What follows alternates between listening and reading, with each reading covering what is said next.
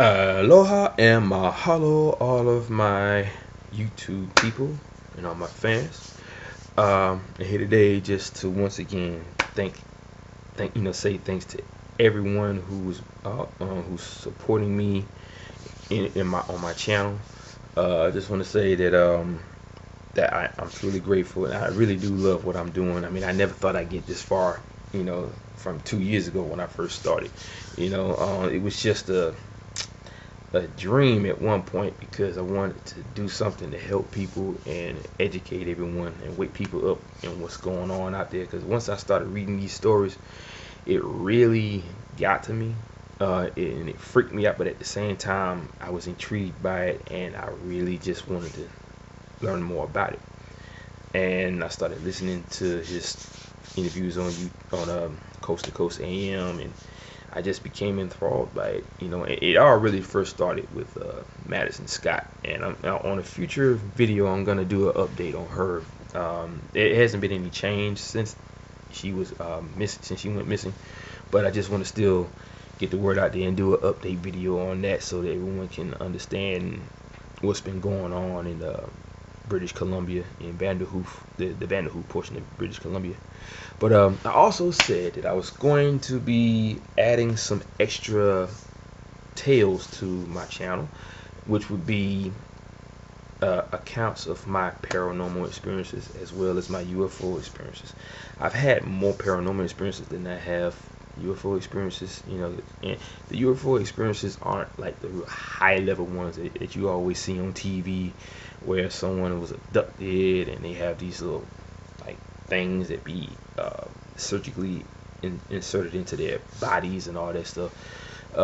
Scoop marks and everything, missing time. I have had an episode of missing time before though. I did, and I was actually at work at the time.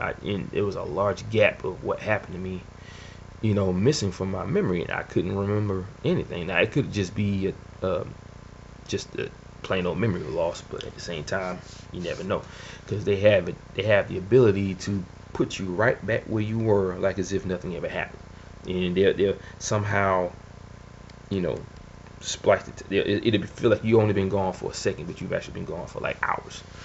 But there's no account of that happening while I was at work. I just remember walking down the aisle and then boom. I don't remember anything that happened after that, up until I came back to the operation.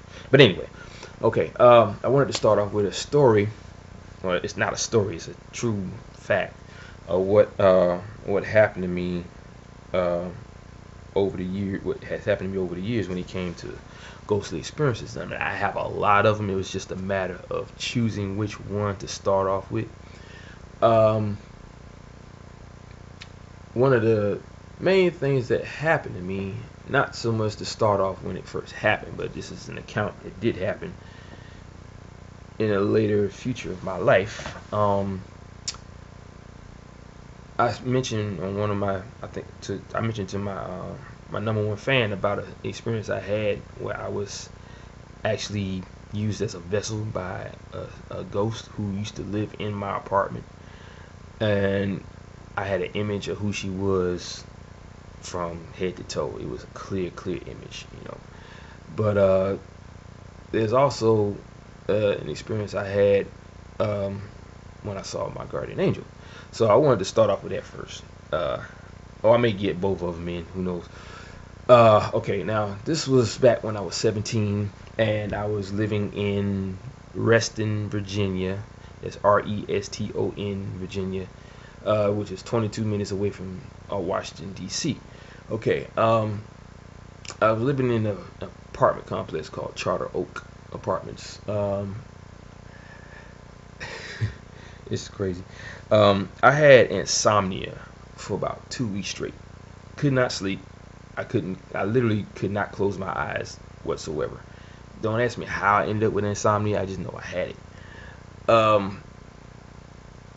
For them whole 2 weeks, I couldn't sleep at all. Couldn't close my eyes. So I was up for 24 hours a day, 7 days a week for that full 2 weeks. And I told my mom about it, and she said for me to read the 23rd Psalm in the Bible, and I'll be fine. Which I did that one night. And I also added in me reading the 23rd Psalm that I'd never seen my guardian angel before, and I would love to see him or her, or because I didn't know if it was a he or a she at the time. So um, that night I actually did go to sleep for the first time in 2 weeks, and and it was a very nice sleep as well. But I was awakened by a blinding light that just appeared out of nowhere in the center of my room. And it was one of those lights that wasn't shimmering off the wall. It was just a ball of light that was it didn't have any shape to it. It was like shimmering, so it was like kind of streaky. It had light just shimmering everywhere, just streaking all over the place. And I wake up because it was shining in my face, and I'm like, I could just see this light just just shining in my room. So I get up, and as I get up, this being forms out of this light, and it was my angel, my guardian angel. And anyone that has ever seen what Michael the Archangel looks like, he kind of reminded me of Michael the Archangel. And I'm pretty sure that most of the angels that are out there look somewhat similar to him because he's the boss angel, as they call it. But yeah, he formed out of this brilliant light that was shining in my room. I I could see his hair. He had like long, wavy hair, or curly hair, but I think it was wavy. He had very strong, squared off facial features, very sharp. He had a huge smile, um, and I could see the robe, the sleeves from his robe. I could see his wings on his back, and he reached out to me like this, and I reached up to him. He smiled at me. I smiled at him. I held his hands, and he just vanished right before my very eyes. And I got back in my bed and went to sleep. But before I did, I just said thank you, and I fell off to sleep. First and only time I saw my guardian angel. Now, in Virginia, I've had a lot of experiences. That I've said this before in one of my previous videos, and one of them was this, what I had mentioned earlier about me being a vessel for a ghost or spirit that used to live in my apartment. Her name was Janice. She was a Caucasian woman, very beautiful. She had long, dirty blonde, streaky hair, and she had a very deep golden tan. She was thick, very shapely, very beautiful. She wore like a olive green shirt. It was like like olive green like t-shirt. She had it tucked into her fitted jeans. Like those kind of jeans that women used to wear, where like at the rim of the pants it looked like a ripple, instead of it just being like one. Like it just looked like those kind of pants where it's like a ripple and it covers the whole waistline and there's the jeans. She kind of wore jeans like that, but like I said, they were very fitted, and she had some very thick, shapely thighs and legs.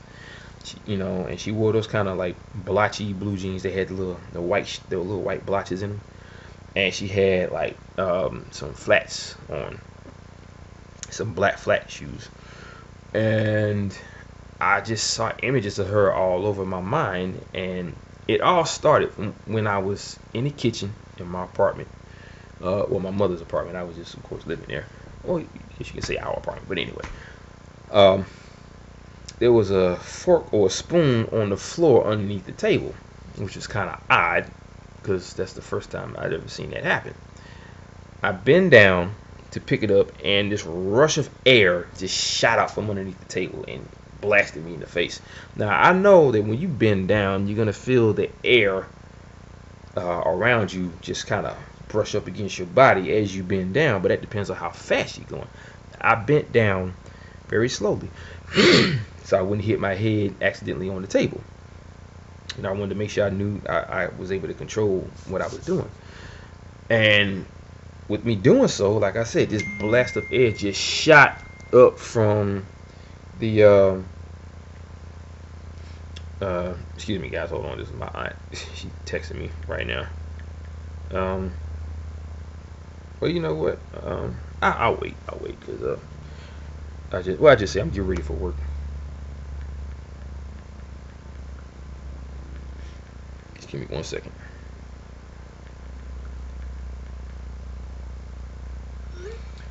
Okay, so this blast of cold air just shot up right into my face and in my upper body, and I was like, "Oh, that was weird," because that's never happened before, and it was a strong blast of wind, like as if something was trying to get out from under the table, you know. And I was like, something told me to do it again, so I did. I bent down and whoosh! Once again, this blast of air just shot up and blasted me right in the face, and then pretty much my entire upper torso. And so I was like, okay, that is just weird. And shortly after that, I started getting these images in my head, and I felt weird, like as if I wasn't me anymore, but at the same time I was. And it wasn't like a constant battle for who I was or anything. I just felt like it wasn't just me that was there, because I kept seeing all these images of this woman and a guy that she used to ride bikes with on the trail. Now, this guy could have been her boyfriend. It could have been her husband. I'm not sure. But he was a tall, slinky dude. He was Caucasian as well. He had black hair. He wore this black T-shirt. It looked like a golf, like one of those golf or polo T-shirts. And he had on white shorts. Like I said, he was very, I won't say bony, but he was slim. And the kind of shorts he wore came up to the mid portion of his thighs. It wasn't like them shorts that come down to the top of your knees. And he, well, maybe probably halfway to before you get to the knees, maybe like the very edge of the thigh muscle or whatever. But anyway, I could see images of them riding on the trail that was in behind the complex, because there was a golf course across the way from there. I didn't see any other images other than those, except for the fact that I could still feel that she was inside me. And there was a point where I became very emotional, because she hadn't seen a sunset in a very long time, or she just wanted to see the sunset. I'm not sure how that felt, but I know she wanted to see the sunset, and you could see it real good from the window of my apartment. And the sky had these beautiful colors, and you could see the sun just setting off, setting, in this behind this tool shed for one of the maintenance for the maintenance crew. And I just started to cry, and she made me walk into my mother's room. She was asleep, and I just out of the blue said that you have an amazing son. And right after that was it. She left. And so that was a pretty crazy moment in my life, because all these things kept happening to me. I never really told anybody, and most of the time I didn't even tell my mom. I told her certain things, but I didn't tell her everything, because at that time I was still kind of freaked out by the whole ghost thing, and I wasn't really used to it yet. In some cases I was, in some cases I wasn't. Like one time, living in the same apartment, it was early in the morning, maybe around like 3-4 in the morning, and I used to always sleep in my mom's room. I always felt safer in there instead of being in my room. And I'm gonna set up a picture for you. In that apartment unit that I was in, they have these like a stairway that leads up to the 3rd floor. And in that stairway, the acoustics are very powerful. So if anyone was to walk around or walk down those steps, you're gonna hear it. Because the steps were made out of a metal material. It was made out of metal. So when they walk, you can hear their feet hitting up against the steps as they walking down or walking up the steps. And like I said, the acoustics within that area was very powerful. So the fact that I didn't hear anyone walking up to the door or walking outside, because you can hear that too. You can hear them, stepping down the concrete steps, and walking to their car. That's just how, sound, just how the sound was, in that area. All of a sudden, out of nowhere, somebody rings the doorbell at 3 something in the morning, and it was very prominent because I know it was the doorbell. Because I know in houses they have nowadays, if you have a split level home and you upstairs, they don't have that little doorbell box that be up on the wall. They don't have that upstairs. They only have it downstairs now. So if somebody rings your doorbell, chances are you're not going to hear it. So, and that has happened to me quite a few times where people had to actually call my number just for me to wake up or come answer the door. So somebody rings the doorbell, and I didn't know who it was. I thought maybe it was one of my friends, because I would stay up all hours of the night because I had already graduated high school, so I didn't have a curfew. And I honestly didn't know who it could have been, because most of my friends were either still in high school or they just would never come out that late. And I go to the door. I don't even think I peeped through the peephole yet, or if I did, I still opened up the door to see who was at the door. There was nobody there. I didn't hear anybody run upstairs, because of them playing ding dong ditch. I didn't hear anybody run outside and onto the street. I didn't hear none of that. And it's a very good view of the driveway from where my mom's window was, because it's like right there, you know. And so I was like, okay. I didn't know at the time that I had let something in that house, in my apartment. I didn't realize that I could do something like that. And I'm thinking, okay, there was nobody at the door, so I was like, oh well. But I did let something in the door. I had the chain lock on the door, but still, whatever that was got inside. And ever since that day, I have been having a lot of experiences. Like, I wasn't hearing voices. I would just see these little streaks of light shooting, just streaking everywhere. Like one time I was sitting down watching TV and I saw like a little golden streak. It was like a wavy golden streak, and it would just like go like that. It was like on a wave. It would just kind of shoot across the room and disappear. So I had a lot of experiences in Virginia, and I still got more coming. So stay tuned. But right now I want to get to the matter at hand here. A sobering coincidence. Okay. Now this story here is about a man named Jeffery Boucher. He went missing on 01/13/2014 at 7 a.m. in Whitby, Ontario, Canada. He was 52 years old when he disappeared. On March 29th, 2014, Detective Jeff Kennedy from the Durham Regional Police in Whitby, Ontario, Canada, held a press conference on the Jeffery Boucher case. One statement made by the detective fully encompasses my beliefs about this event. This is a very curious case. Jeffrey was a 52-year-old teacher at Bowmanville High School in Whitby.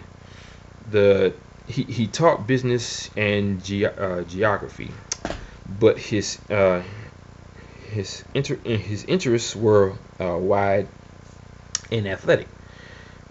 He met his wife Kirsten while doing an outdoor event.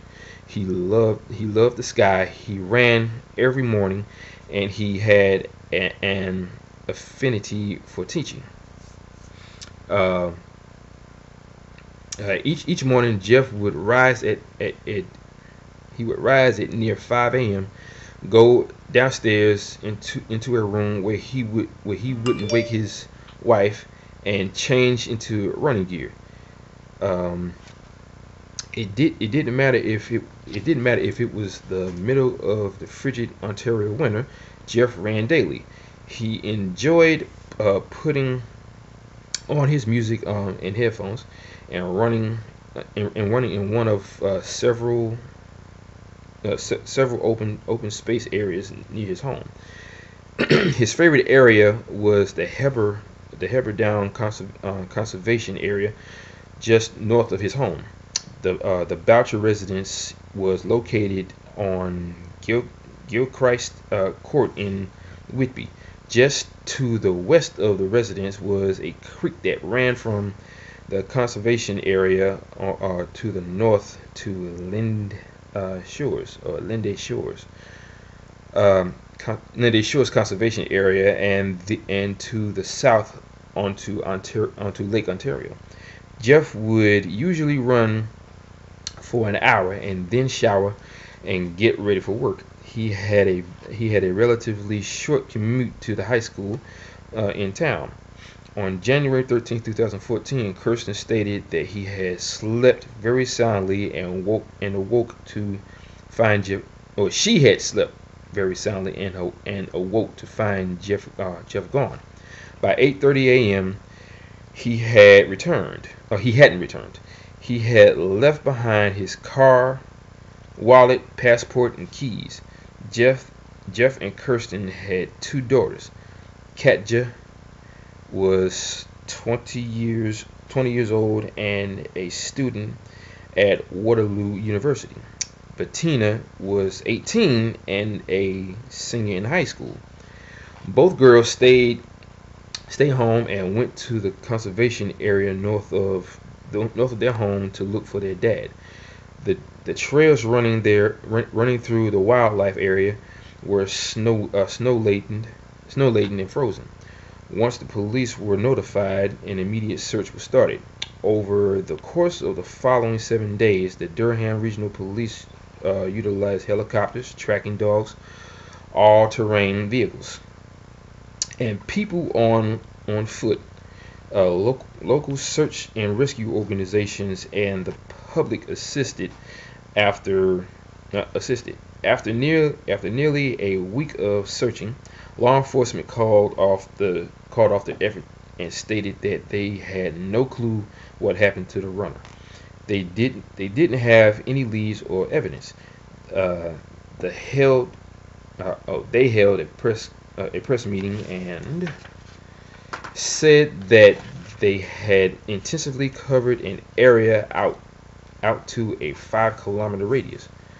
In February of 2014, the Durham Regional Police requested assistance from the Toronto Police for the use of their underwater robotic side scanning camera.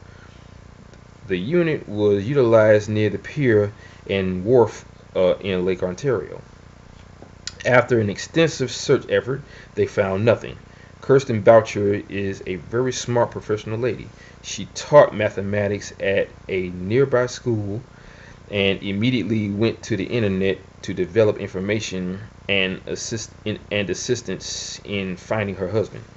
The ladies developed a Facebook page, and she found amateur investigators that fed her information.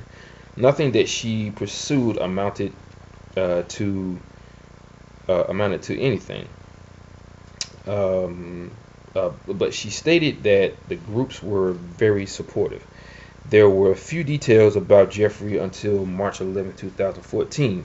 A private citizen walking in the area of Hedenshore Pavilion found a tennis shoe near the water line. The item was turned over to law enforcement, who confirmed it was Jeffrey's. This find caused law enforcement to start helicopter flyovers along the coast.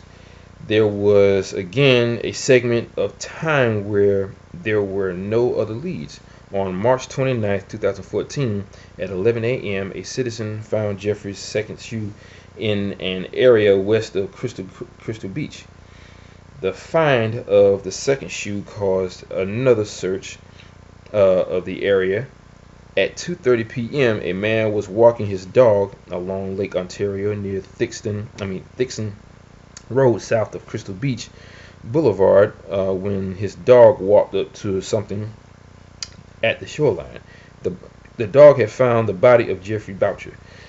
As if the discovery wasn't odd enough, Jeffrey was naked and encased in ice. The police recovered the body and turned it over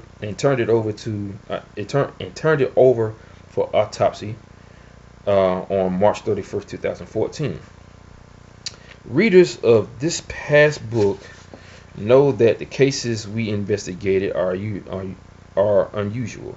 The Boucher case was unusual from the start, and the reports coming from the coroner alone supported that. Days after the autopsy, the police stated that the cause of death couldn't be determined until the toxicology was completed. Many months after the initial autopsy, the ruling from the coroner was value.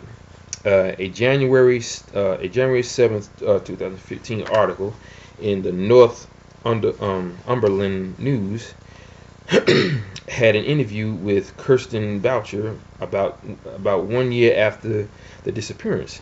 Here is what Kirsten said about the autopsy.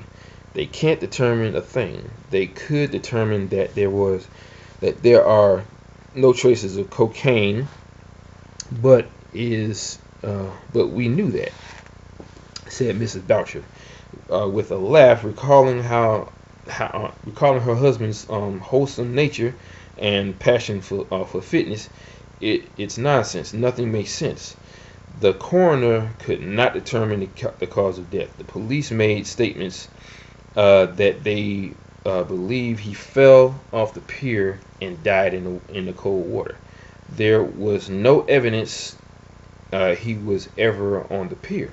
Yet that was their theory, which is pretty much common with law enforcement, and as well as the coroner, when they try to come up with some reasonable doubt, or they try to come up with a solid reason why the person died when they really don't know how the person died. Okay. I think it's important to look at the physical evidence the police had. The coroner never released the autopsy report. The police do know that Jeffrey was naked and was missing his shoes. As someone who has run daily for 20 years, I can tell you that Jeffrey's shoes were tight on his feet. As a runner, if your shoes are loose, you get blisters. You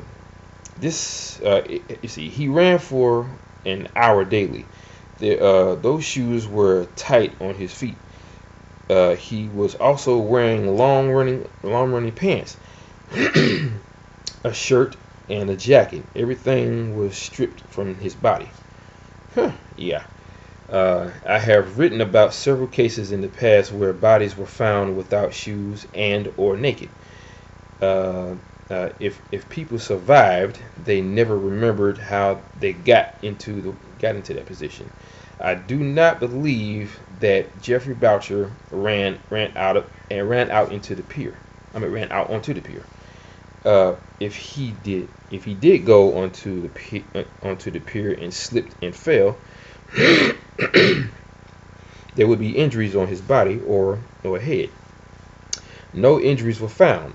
If he fell into the water, he probably could have swum to the ladder on the beach to save himself.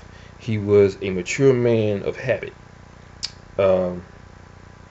He was stable, with good judgment and a rational thinker.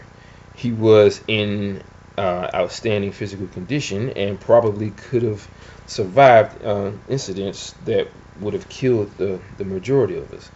An important point is that Jeffrey was a runner.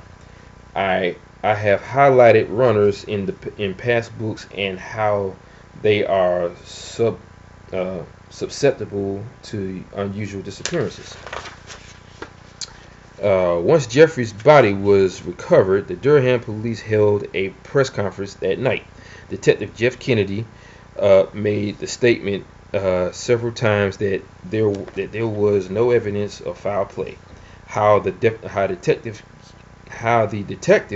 can overlook the lack of shoes or clothing on the body is beyond my rational thinking. Why didn't canines pick Jeffrey's scent on nearby trails? Bad weather did inundate the Whitby region immediately after Jeffrey disappeared. A common element I cite in my books on these disappearances. Remember, a key element of the disappearances around the Great Lakes. These disappearances have been happening for centuries. I would like to have the Whitby medical examiner do an expanded toxicology panel on Jeffrey and understand what they found, not what they didn't find.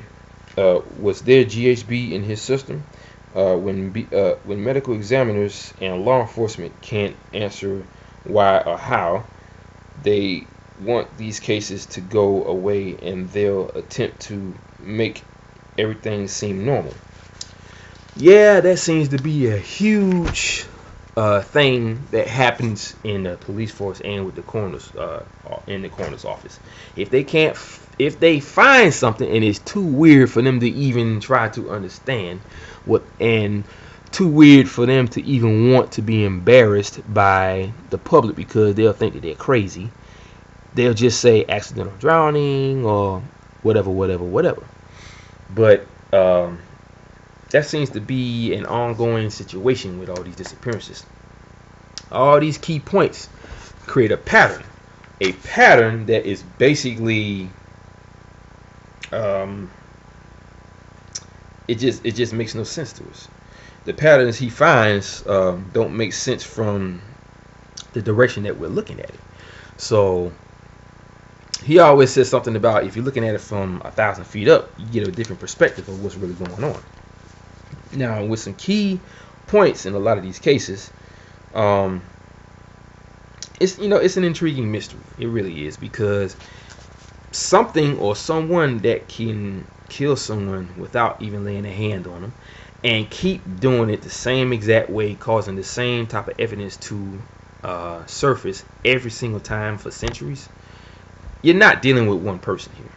And the way people are being killed and the theories that people come up with and the analogies people come up with when it comes to these cases, they're all pretty much the same. It's like they use the history of our planet and the just different scenarios that we know by looking at them. They use that to their advantage to make the mystery even more mysterious. It's just weird how we can come up with these analogies and theories, and it's like they use these ways to kill people to confuse us, which is exactly what they're doing, and it's working. Now, disappearing from bars thing, that's another situation, like the Brian Schaefer disappearance I told you about months ago. Now, this guy was never seen on the camera leaving the bar, and this happens with a lot of cases dealing with college men. It always starts out with them leaving an establishment where there's drinking. They're either drunk or tipsy or not drunk at all, and they still disappear and end up in a body of water. The question is how and who. Now, the story I told you about where that man started to fall and disappear before he hit the ground, that's another case of a person leaving a bar. There's just so much dealing with these cases, and you got to look at all of the scenarios that surround the evidence. Okay, you have college-age men and older men who go out there to do what they do best, either jogging, running, hiking, camping. Depending on where they are, they always seem to disappear between point to point, and there's never any trace of them. The ones that are actually found dead, they're always found face up, in some cases face down, but they're found with no clothes on. Sometimes they may have socks on, sometimes they may have just the underwear on, but they're naked. Just like this guy here I just read about. He was found frozen in the water with no clothes on, and yet they found just his shoes scattered in different parts of the area where they were looking for him, and then finally they find his body. So there's never any sight of him or her, up until they're found dead in the water. There was no foul play, no forced entry of a weapon, into the body. There was no GHB found in the system. Now, if they did find GHB in the system, they didn't mention that part. And see, that's another thing with GHB. GHB is used to subdue a person. Now, you can see what's going on and hear what's going on, but your body will not react to the torture or the pain that they may be causing you. Okay? And then all of a sudden, bam, you're dead. But if there's torture being done to the body, why isn't there any evidence? How are these beings killing these people without touching them? That is the major point in a lot of my cases. Now, if they're found dead with no, this is my way of thinking. You guys already know this. But if they're found dead without any cause of death, what else is there? Somebody is reaching into their brain and taking out their brain, reaching into their skull and taking out their brain. That's just one theory. But everyone knows, like I said on my last video, you cannot live without the mind. So I would imagine they're able to phase their hand through the skull and pull out the brain. They're able to make the brain intangible to where it either falls out or they grab it and pull it out. That's just a theory, because I look at it like this: if you can't find any other reason, check the brain to see if that is a very good assumption to why these people are being killed. But at the same time, there's no proof, and people look for proof to understand things. Sometimes you don't have to, because I look at it like this here: the unexplained and the unbelievable is the key to all of these cases. And the only reason why I say that is because there's so many things going on this planet we don't know about. We see things, but we like shrub it off because we think that we're hallucinating or we're going crazy, or I was just imagining things.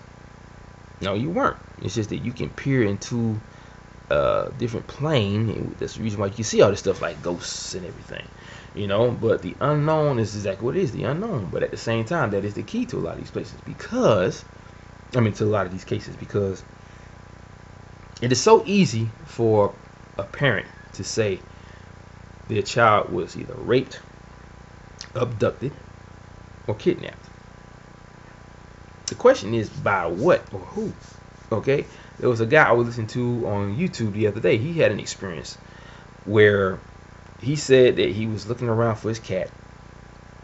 He couldn't find his cat. Normally he'll hear the cat munching on his kibbles, or doing his thing in the litter box, and he couldn't find his cat. But he all of a sudden got this overwhelming urge to go outside. And when he went outside, he just felt something was weird, and he happened to look towards the fence on one side of his yard, and looked up and saw this something that caught his eye in the sky, and it was like a reddish orange orb that was just floating in, like, just standing, like floating or standing or sitting still in one part of the sky. And he was just like, wow, I cannot believe I'm seeing this. And all of a sudden, that orange orb just started moving towards it, like as if it was getting closer. And then it just came out. He said, he started praying out loud. He said, in Jesus' name, I command you to disappear. And it stopped and started to move away and disappeared over the trees, I guess. Now, think about what I just said. There's a lot of cases in his book where he says, he'll write about how a person felt like they just had to get out of the car, or he doesn't actually put that in the book, but it looked like a person felt like they just had to get out of the car, because like this one woman who saw something, she rolled down her window, and then she got out of the car because there was snow in the driver's seat, or in the passenger seat, I believe. She was probably driving in a certain direction, looked to her right and saw something. She rolled down her window. Like it was the driver's side. She rolled down her window to see what it was that she saw, and then when they found the car, there was nobody in it, and she was just gone. She just vanished. Now, there was another story I read about a woman who was with her newborn child, and same thing with her. She stopped in the area where she rolled down the window, and when they found the car after she went missing, or when she was reported missing, they saw piles of clothing scattered everywhere, like as if she was taking off her clothes. They found shoes here, they found pants here, underwear here, shirt there, here, and here. It was like in a straight line. And then when they finally found her, she was slumped over her daughter's car seat, and she was dead, and so was the baby. Now, I've often said this before, that whatever it's doing is, it somehow it likes to drink energy, I believe, or steal your soul and devour it, because that's another theory I have that has already been talked about, but I'm saying it on my channel too because I believe it. I'm thinking that somebody has the ability to steal your soul and feed on it in order to stay alive, or it sucks your energy out of your body. And I also think about how people's phone seems to drain all the time when they're on the phone. So they looking for energy to eat. That's how they're able to stay alive. So they suck the essence of your energy out of your body as well as your spirit. Because without your spirit, there is no person. Everything's gone. You're just this lifeless corpse right there. So I don't know. That's just my theory on that take. But as far as he goes, Jeffrey, that's a pretty crazy case because he was jogging, do what he likes to do best, and all of a sudden, poof, he's gone. And then he's found days later in the water, frozen with ice on his body. So how did it happen? I don't know.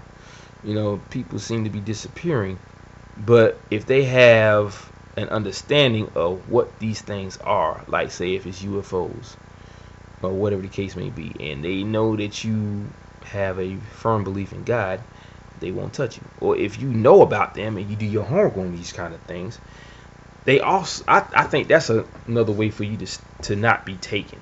That's just my personal theory.